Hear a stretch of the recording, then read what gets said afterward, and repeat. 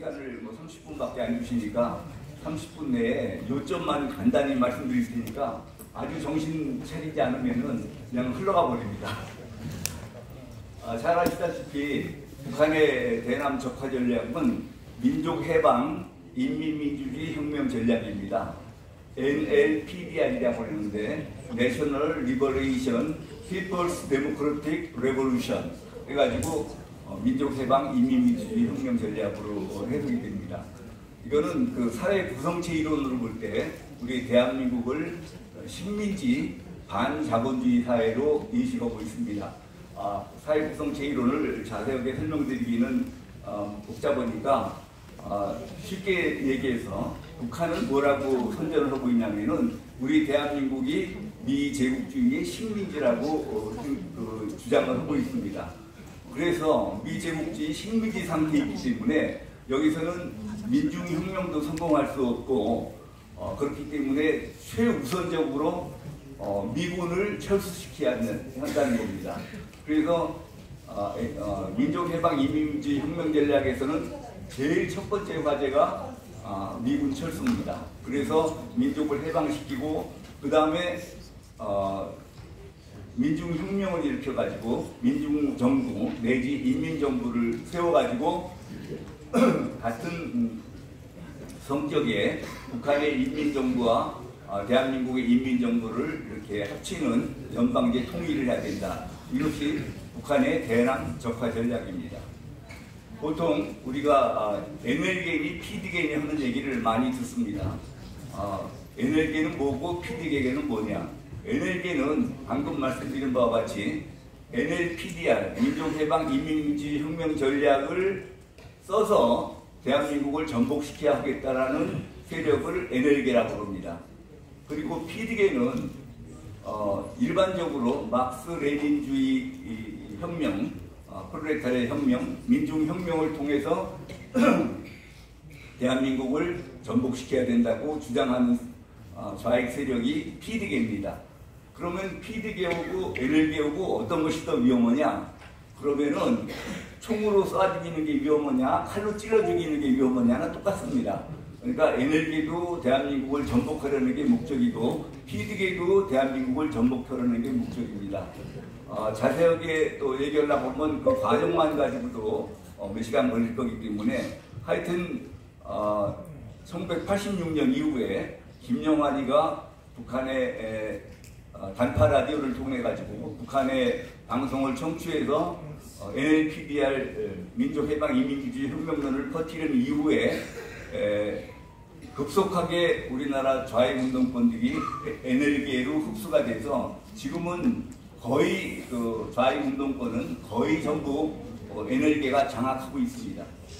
그러면은 북한의 대남 적화 전략이 어떻게 진행되어 왔는지 그거를 이제 말씀드리도록 하겠습니다.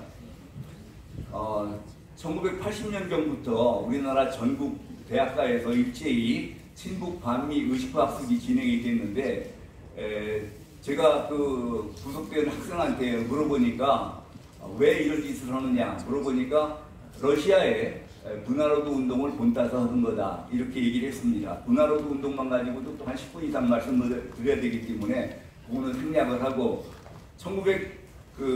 제가 공안을 전담하게 되면서 그 북한에서 발간된 북한의 대남 전략 전술을 총 집대성명하는 책이 있습니다. 주체 사상에 기초한 남조선 혁명과 조국 통일 이론이라는 책입니다. 거기를 보니까 1975년에 나온 책인데 벌써 거기서 김일성이가 남조선 인민들을 의식화시키라고 지시가 나와 있습니다. 그러니까 학생들이 문화로드 운동을 본따서 했느니 이렇게 하는 거는 다 이게 사정당국을 속이려고 하는 얘기고 실제로는 북한의 지령에 따라서 의식화학습이 시작이 된 겁니다.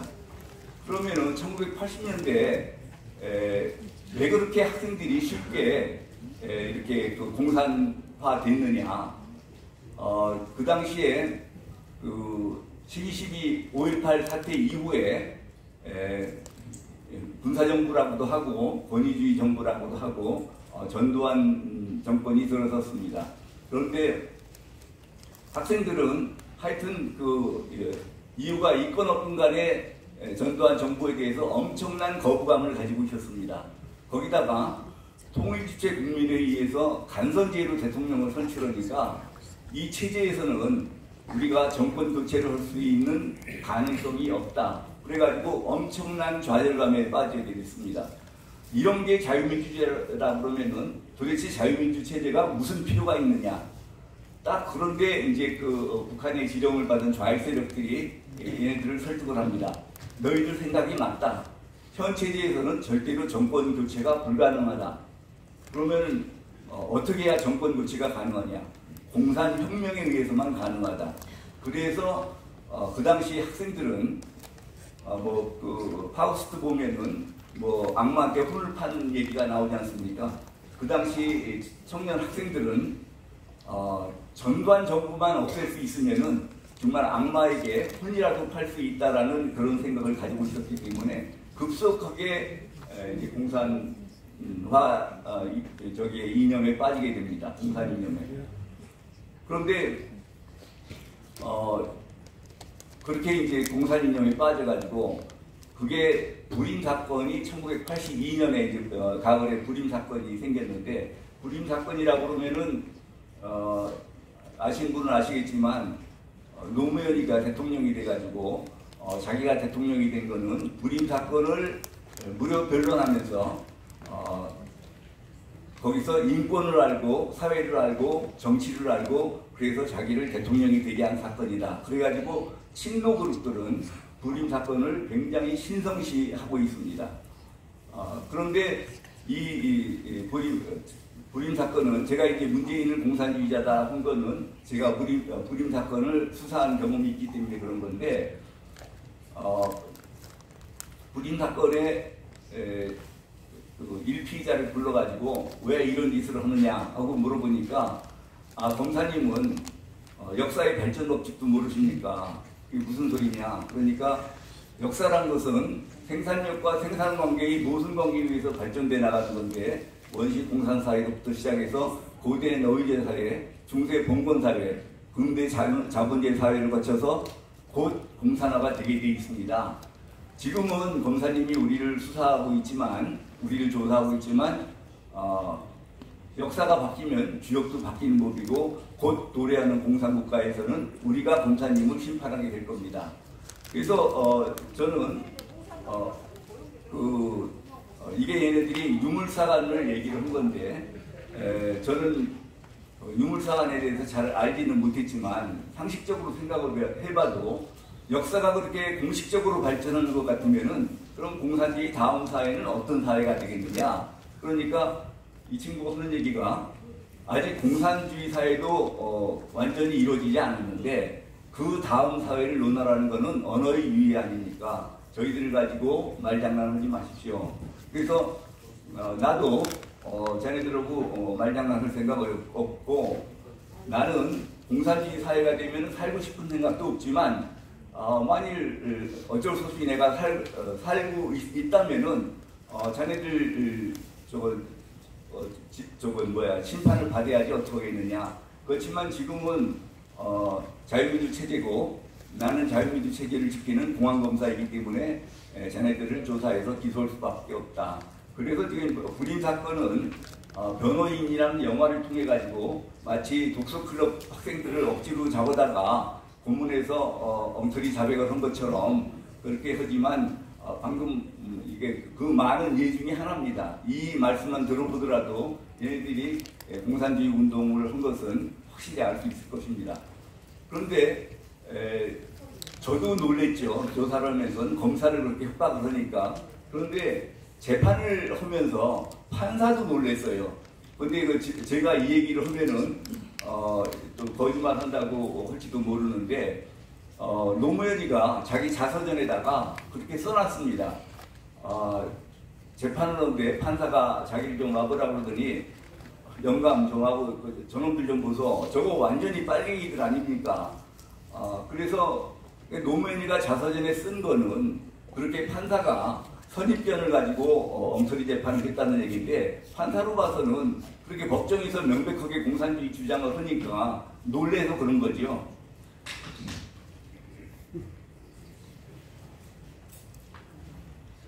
그런데 이 판사님 얘기에서도 알다시피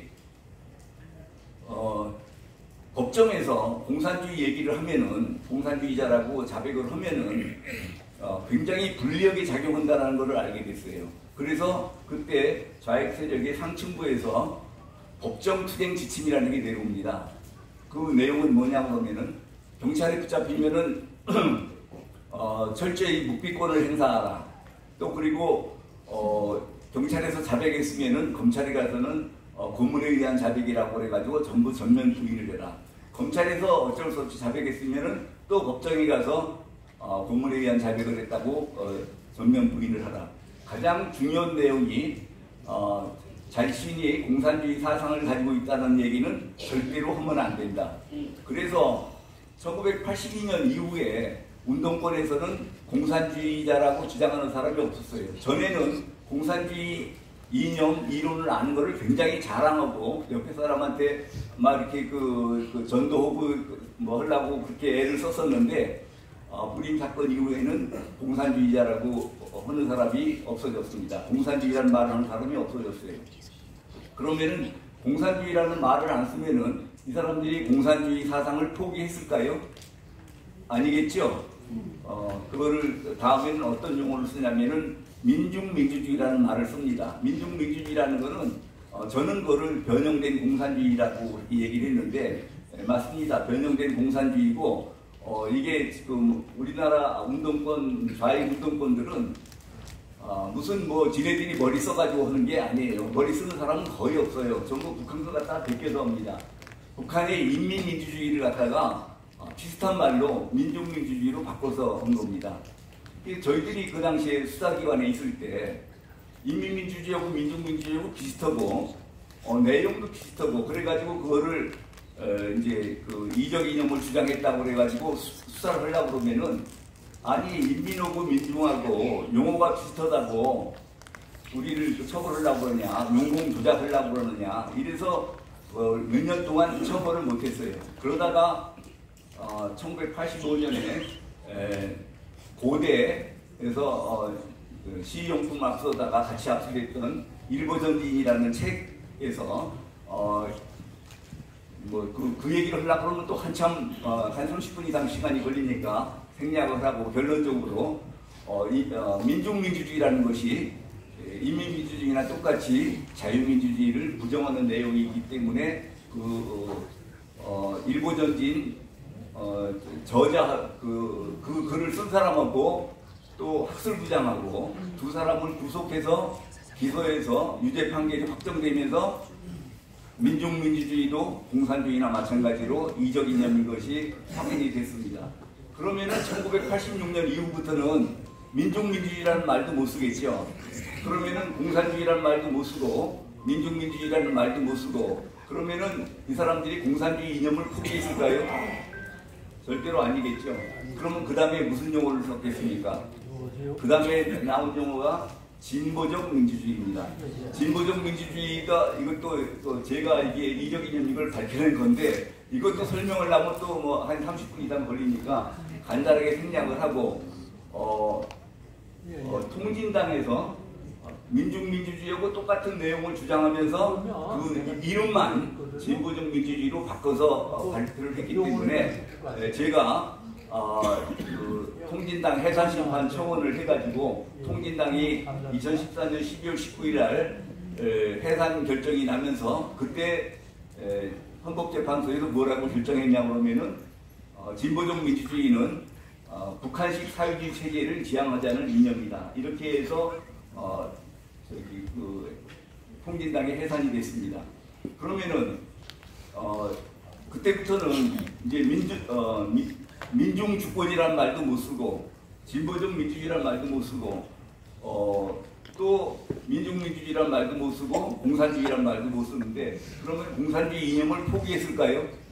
아니겠죠. 그럼 그 다음에는 무슨 용어를 썼겠습니까? 예? 제 강의를 들어본 사람이 한 분도 없네요. 그 다음에는 그냥 민주주의를 썼습니다. 아까 진보적 민주주의도 아까 얘기했죠. 지네들이 머리 써서 만들어낸 얘기가 아니라 김일성이가 오래전부터 자기네 인민민주주의를 미화해서 이거는 우리는 진보적 민주주의다 얘기한 거를 우리 국내 좌익 세력들이 그대로 갖다가 진보적 민주주의라고 쓴 겁니다. 그럼 그 다음에는 그냥 민주주의라고 했는데 그거 어디서 보셨습니까? 그거는 2018년도 더불어민주당에서 헌법 개정안에서 자유민주주의를 빼고 그냥 민주주의로 하려고 했죠. 그러면서 민주주의는 뭐 마치 자유민주주의도 그 안에 들어갈 수 있는 것처럼 얘기했는데 그거는 말이 안 되는 얘기죠. 법률 해석상 자유민주주의가 틀렸다고 그래가지고 그걸 민주주의로 바꿨으면은 그건 민주주의 안에는 자유민주주의가 안 들어가는 겁니다. 그렇게 지금 제가 법률 해석만 가지고 얘기를 하는 게 아니라 얘네들이 또 이거 북한법 베낀 거기 때문에 제가 아는 겁니다. 북한에서 2010년도에 노동당 규약을 개정하면서 북한에서 노동당 규약은 헌법보다 상위 규범입니다. 물론 그 노동당 규약 위에 그 수령의 훈시가 있지만 그런데 거기서 갑자기 대남 전략 전술을 민족해방 이민민주주의 혁명 전략이었는데 그거를 민족해방 민주주의 혁명으로 바꿨어요. 인민을 빼버렸어요. 그 당시에 공안 전문가들은 북한에서 노동당 규약을 개정할 때 왜 민족해방 인민민주주의 혁명 전략을 인민을 빼고 민족해방 민주주의 혁명이라고 바꿨느냐 거기에 대해서 전부 궁금하게 생각했습니다. 그런데 나중에 보니까 그게 취지가 얘네들은 자유민주주의는 가짜 민주주의라고 합니다. 그래서 진짜 민주주의는 인민민주주의, 프롤레타리아 민주주의, 공산주의가 진짜 민주주의라고 해요. 그건 조금 이따 다시 설명을 드리겠습니다. 그래서 자유민주주의는 가짜 민주주의고 인민민주주의가 진짜 민주주의인데 굳이 말할 때마다 인민민주주의라고 할 필요가 뭐가 있느냐. 민주주의라고 그러면 그게 인민민주주의지. 이래서 이제 인민자를 빼버린 겁니다. 그런데 우리 좌익 세력들이 그거를 그대로 받아서 지난번 헌법 개정안에서 인민민주주의를 빼고 그냥 민주주의로 바꾸려고 했죠. 이렇게 이제 그 간단히 이념이 용어가 어떻게 변해가지고 간단히 말씀드리고 그 다음에 이제 1989년에 전교조가 생겨났거든요. 전교조가 생겨난 거는 이제 그 경위를 말씀드리면은 1980년대부터 전국 대학가에서 일제히 친북 반미 의식화 학습이 시작이 돼가지고 1986년쯤 되면은 전 대학가가 빨갛게 됩니다. 생각만 공산주의 사상으로 됐다고 하는 게 아니고 학교가 그 현수막 뭐 이런 걸로 완전히 다 빨간칠이 다 돼버렸어요. 완전히 빨갛게 돼버렸어요. 그 대감 누구 들어와? 예? 그런데 저희는 대학가가 그렇게 된 거에 대해서 굉장히 걱정을 많이 했는데 이 좌익 세력들은 또 불만이 있더라고요. 불만이 뭐냐? 아니 기껏 대학생들을 전부 이렇게 완전히 완벽하게 의식화 시켜놨는데 왜 여태까지 혁명이 성공 안 되느냐? 그 혁명이 성공이 안 되는 이유를 자기네들끼리 열심히 이제 토론을 했는데 결론이 뭐냐? 얘네들은 우리나라에서 민중혁명의 성공 사례로 4.19 혁명을 들고 있습니다. 그런데 4.19 혁명 때를 봐라. 대학생들뿐만 아니라 초등학생, 중고등학생들까지 전부 튀어나오지 않았느냐. 그러니까 혁명을 성공시키려고 그러면은 초등학생, 중고등학생들이 튀어나올 수 있도록 해야 된다. 그러면 어떻게 해야 되느냐. 그 전에 그때까지 그렇게 의식화를 시켰는데 민주혁명이 성공 안 되는 이유를 뭐라고 판단하냐면은 대학생들이라는 게 머리에 먹물이 들어있어가지고 아무리 의식화가 돼도 행동하는 데는 한계가 있다. 그래서 그런 한계가 없는 초등학생, 중고등학생들이 나와야 민주혁명이 성공할 수 있다.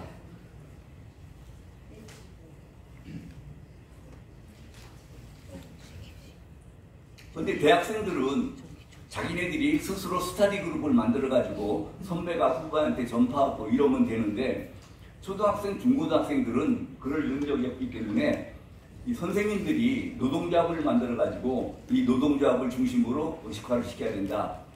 그러면은 그때 내세운 참교육이라는 게 뜻이 뭐냐? 기존의 교육은 가짜 교육이고 자기네들이 하는 것이 참교육인데, 참교육이라는 게 어디서 나온 얘기냐? 일본 교육 황폐화의 주범이라고 그러는 일본 교원노조가 쓰는 참 진짜 진교육을 우리나라 말로 바꿔서 참교육이라고 합니다. 그러면 기존의 교육은 왜 가짜 교육이냐? 기존의 교육이 가짜라고 하는 근거는 지금 학생들 대부분은 부르주아 계급의 자식이 아니라 민중 계급의 자식이고, 얘네들이 사회에 나가서 그 중에서 부르주아 계급이 되는 건 극소수고 대부분 민중 계급이 될 텐데, 민중 계급의 자식이고 앞으로 민중이 될 학생들한테 자본가를 위한 자본주의 교육을 시키는 것은 잘못된 것이다. 그러면 어떤 것이 진짜 교육이냐?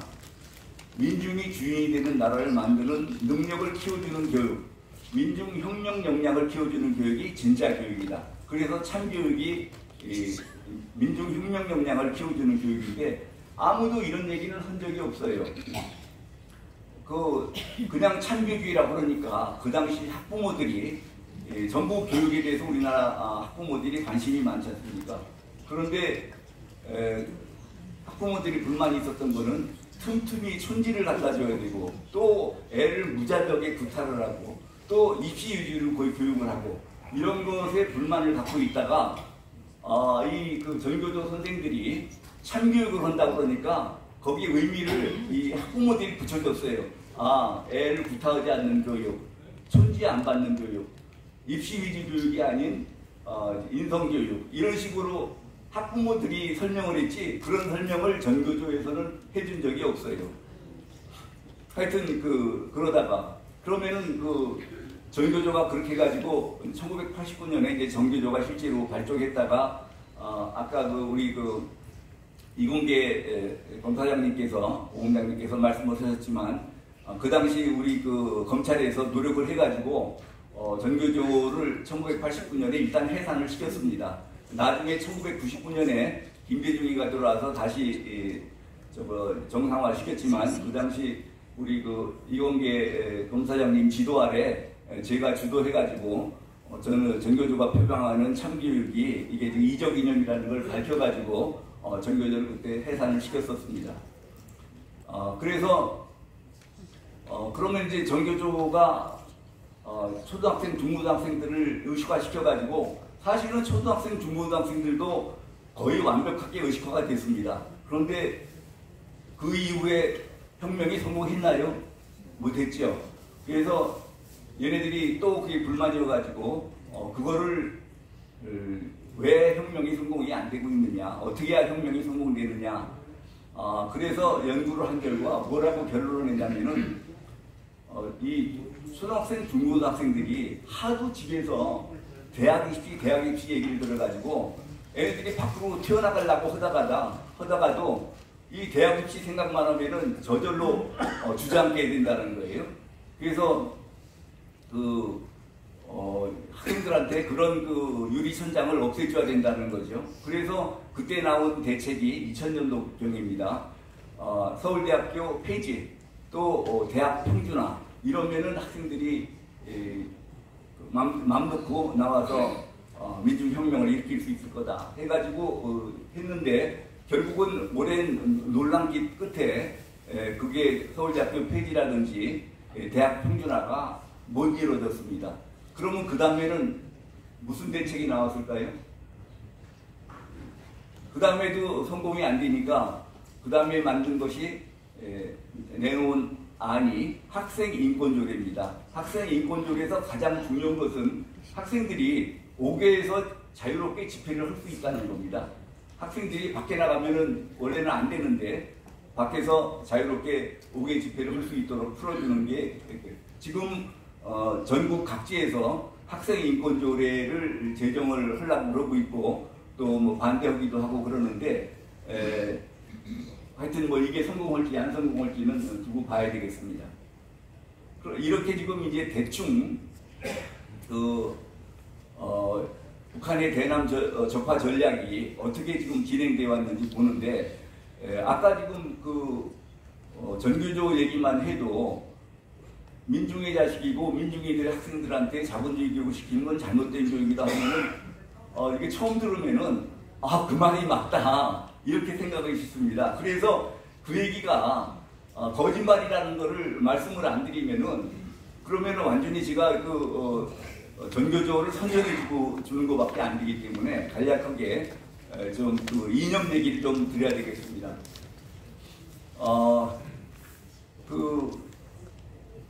공산주의라든지 아까 말씀드린 민중민주주의, 참교육 이런 것들은 전부 변형된 공산주의 이념입니다. 그래서 이런 것들을 전부 합쳐서 공산주의와 변형된 공산주의 이념을 합쳐서 좌경 이념이라고 합니다. 그러면 공산주의 이념, 좌경 이념은 뭐라고 해석을 해야 되느냐? 제가 정의를 했습니다. 공산주의 이념이라는 것은 사회적 약자를 이용하여 정권을 획득하려는 사기극이다. 왜 사기극이냐? 아니 혁명만 성공하면은 주인이 되고 나라의 주인이 되고 엄청난 권리를 갖게 될 것처럼 얘기를 해서 이 약자들을 노동자, 농민, 도시빈민 이런 사람들을 혁명으로 끌어들인 다음에 정작 혁명에 성공을 하면은 그 사람들은 있던 주권도 잃어버리고 모든 자유와 권리를 뺏기기 때문에 이게 사기라는 거죠. 여러분 공산주의 국가에서 보고 있지 않습니까? 공산주의에 있는 국가에 있는 노동자들이 자유민주 체제에 있는 노동자처럼 권리와 지금 자유를 누리고 있습니까? 아니죠. 그래서 그 얘기를 잠깐 좀 그럼 이런 사기극에 왜 속느냐? 아니 어떤 데는 보면은 공산주의자가 굉장히 이렇게 지금 공부를 많이 하신 분, 머리가 좋은 분도 공산주의자인 경우가 있어요. 그러면은 그 사람을 평소에 존경하던 사람은 저렇게 머리가 좋은 사람, 저런 박사님 저런 분도 공산주의가 좋다고 그러는데 공산주의가 좋은 게 맞지 않느냐? 그런데 공산주의 이념이라는 게 이론이라는 게 머리가 좋아도 또 학식이 많아도 그게 소용이 없습니다. 그게 속아 넘어가게 돼 있습니다. 왜 속아 넘어가느냐? 속이는 방법이 기기묘하니까 그렇죠. 그러면 어떤 식으로 속이느냐? 사기 수법이 뭐냐? 그러면 속지 않으려면 어떻게 하느냐?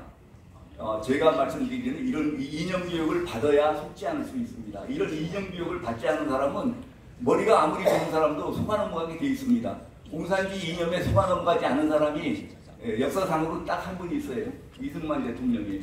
그분은 1923년에 공산주의 당주당에서 이미 그걸 얘기했습니다. 공산주의 중에서 당한 거는, 그러니까 제대로 볼 수 있는 거는 평등 이념이고, 부당한 거는 무슨 종교인이라든지 자본가라든지 지식인이라든지 정부라든지 이런 걸 다 없애야 된다 그러는 거 이건 부당한 거다. 그런데 그분은 공산주의 실천 이론을 모르는 상황에서 그거를 판단했기 때문에 대단히 훌륭하신 분이고, 우리나라 같은 경우는 1945년 우리나라 해방 이후에 어떤 국가를 건설할까 하는데 전 국민이 77%가 70%가 사회주의, 7%가 공산주의. 그건 같은 얘기거든요. 전 국민의 77%가 공산주의를 지지했지 않습니까? 그런 거 보면은 우리나라에 머리 좋은 사람이 없었겠어요? 그래도 다 속아넘어가게 돼 있다.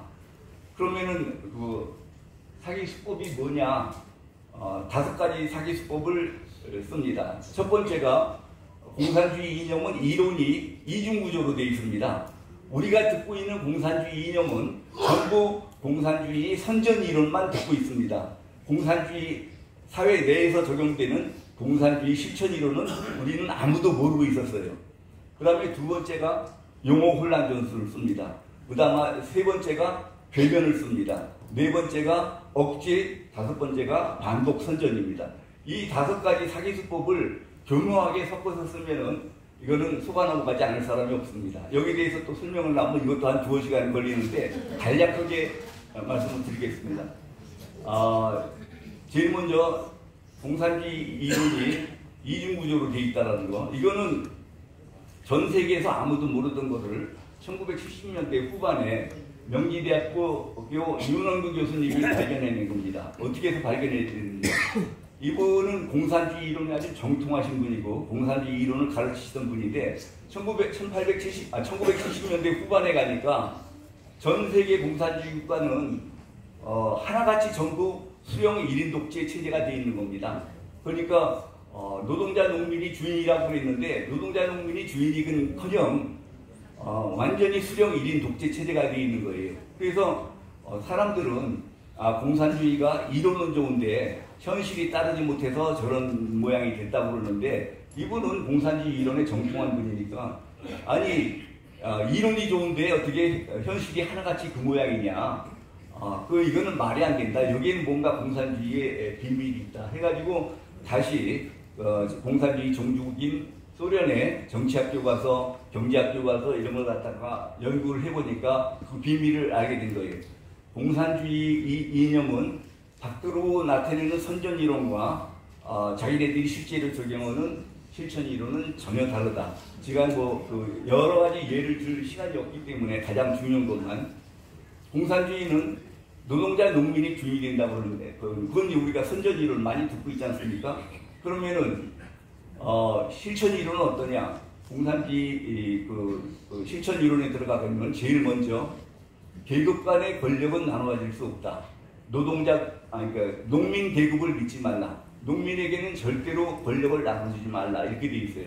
그러면은 그 당시에 지네들은 소수가 다수에 대해서 독재를 하는 것보다 다수가 소수에 대해서 독재를 하는 것이 더 민주적이다 하고 주장을 해서 이런 자유민주주의를 비방을 했었는데 농민을 권력에서 완전히 배제시키니까, 주권자에서 배제시키니까 그거는 국민의 대부분을 차지하는 농민을 배제시키니까 자기네들이 주장하는 것과도 다르고, 하여튼 노동자 농민의 주권은 날락한 거죠. 그러면 농민을 뺐으면은 노동자의 주권은 될 수 있느냐? 근데 이 사람들은 민주주의 중앙집권제라는 민주집중제라는 대변을 씁니다. 이건 무슨 뜻이냐? 노동자가 수천만 명이 있는데 그 사람들이 어떻게 주권 행사를 효율적으로 할 수 있겠느냐? 효율적인 주권 행사를 위해서 노동자의 주권을 공산당에게 위임해야 된다.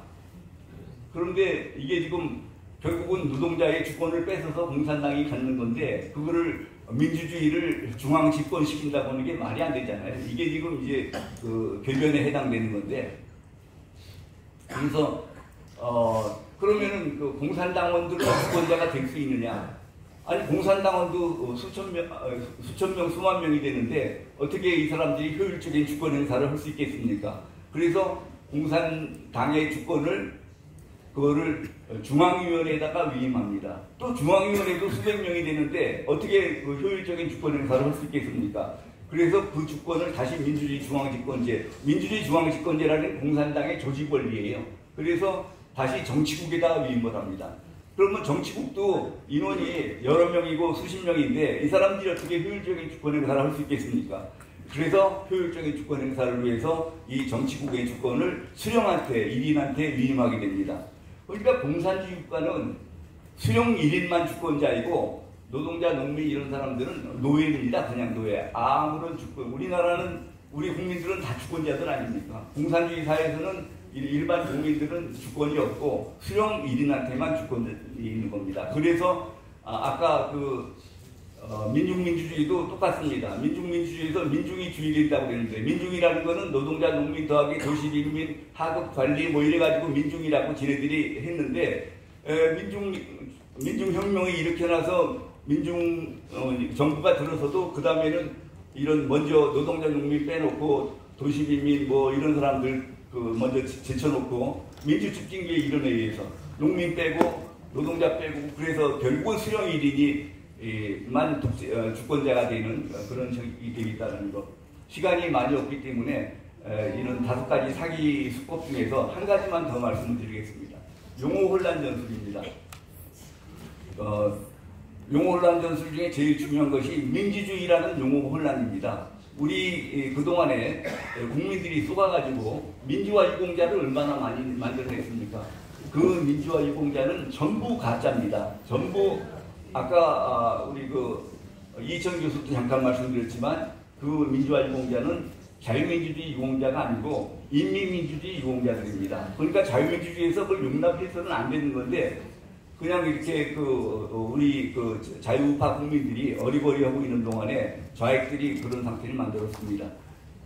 민주주의를 공산주의 이념, 이 좌경 이념이라는 건 기본적으로 자유민주주의를 공격하기 위해서 만들어낸 이론입니다. 전에는 없던 이론이에요. 이게 지금 자유민주주의를 공격하기 위해서 만들어낸 이론인데 자유민주주의는 정치적으로는 자유민주주의고 경제적으로는 자본주의입니다. 그런데 공산주의는 정치적으로도 경제적으로도 다 공산주의입니다. 그런데 이 공산주의가 자유민주주의를 공격하는 데 있어서 공산주의가 자본주의를 공격하는 건 쉽습니다. 자본주의라는 건 용어 자체가 괜히 인간을 무시하는 것 같지 않습니까? 그래서 공산주의라는 말로 자본주의를 공격하는 건 쉽습니다. 그런데 공산주의로 이 민주주의를 공격하는 건 쉽지가 않아요. 왜냐하면 국민이 주인이라는데 그거를 부인할 방법이 있습니까? 그러니까 그러면은 그래서 짜낸 아이디어가 자유민주주의 너네만 민주주의냐? 우리도 민주주의다. 너네가 어떻게 민주주의냐? 너네는 부르주아가 국민이 주인이 된다고 그러는데 실제로는 부르주아가 주인이 되는 부르주아 민주주의고 우리는 프롤레타리아가 주인이 되는 프롤레타리아 민주주의다. 그럼 그것만 해서 너희도 민주주의고 우리도 민주주의고 그래서 그러면은 둘 다 민주주의고 그러면 문제 없느냐? 그것만 가지고는 공격이 안 되잖아요. 그 다음에는 어떤 이론을 쓰느냐? 프롤레타리아 민주주의와 이 자유민주주의 사이에서 자유민주주의는 가짜 민주주의고 프롤레타리아 민주주의가 진짜 민주주의다. 왜 그러냐? 자유민주주의는 말만 국민이 주인이라고 그러지 실제로는 소수의 부르주아가 다수의 프롤레타리아를 부리는 그러는 부르주아가 주인인 부르주아 민주주의고 부르주아가 프롤레타리아의 독재하는 부르주아 독재다. 그런데 프롤레타리아 민주주의는 다수의 프롤레타리아가 소수인 부르주아에 대해서 독재로는 프롤레타리아 독재고 프롤레타리아가 주인인 프롤레타리아 민주주의다. 그래서 자유민주주의는 가짜 민주주의고 프롤레타리아 민주주의가 진짜 민주주의다. 이렇게 공격을 하는 겁니다. 이게 지금 그래서 이제 시간이 많이 되는데 지루하시면은 끝내고 아니면 조금 더 할까요? 오세요. 그래서 대충 운이라도 이론이 이중구조로 돼 있다는 거 또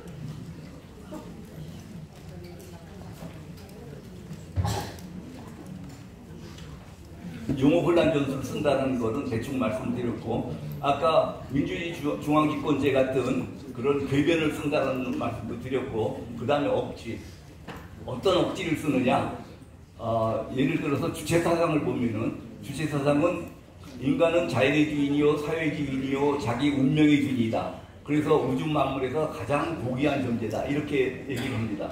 그럼 여기 뭐 틀린 말이 있습니까? 틀린 말이 하나도 없습니다. 특히 우리나라 국민들 가슴에는 이게 팍팍 내려꽂힙니다. 왜 그러냐? 그거는 딴 얘기가 아니라 우리 전통 사상인 인매천 사상의 표현입니다. 그러니까 100번 맞는 얘기죠. 그러니까 여기까지 듣고서 맞다. 주체 사상은 진리다. 이렇게 받아들입니다. 그런데 그 다음 꼼수가 어디서 나오느냐? 2단계 가면은 그러면 인간은 무엇 때문에 존재하고 사람은 왜 사느냐? 근데 저 사람들은 인간하고 사람하고 구별합니다. 인간은 생물학적인 존재이고 사람은 그 인간 중에서 계급투쟁 의식으로 각성된 인간을 사람이라고 그럽니다. 그런데 그래놓고 거기에 대한 답을 뭐라고 그러냐? 인간은 혁명을 해서 살고 혁명을 위해서 존재하고 혁명을 해서 산다. 그게 말이 되는 소리입니까? 이런 억지가 어디가 있습니까? 그 다음에 이제 세 번째 가서는 왜 이런 주체사상을 만드느냐? 세 번째 가서는 우주 만물에서 가장 고귀한 존재인 사람이 그 사람으로서의 권리를 보존하기 위해서는 신격화된 무리의 존재인 오류가 없는 수령의 지도하에서만 가능하다. 그래서 혁명에서뿐만이 아니라 모든 일상사에서 수령의 지도를 받도록 그렇게 만든 겁니다. 그러니까 북한 같은 경우는 프롤레타리아 혁명을 거쳐서 이렇게 프롤레타리아 독재 체제를 구축한 다음에 평상시에는 계속 혁명 얘기를 할 수 없으니까 주체 사상으로 하여튼 사람으로서의 권리를 찾으려고 그러면은 수령의 지도를 받아야만 한다. 이런 식으로 해가지고 평상시에도 수령의 지도를 받도록 그렇게 해놓고 있습니다. 뭐 반복 선전에 대해서는 뭐 개별수가 여러 번 얘기하고 그랬고 제가 따로 말씀 안 드려도 좋을 것 같습니다. 좌파 정부는 정권을 잡자마자 MBC, KBS, SBS 이런 모든 방송 권력을 장악을 했습니다.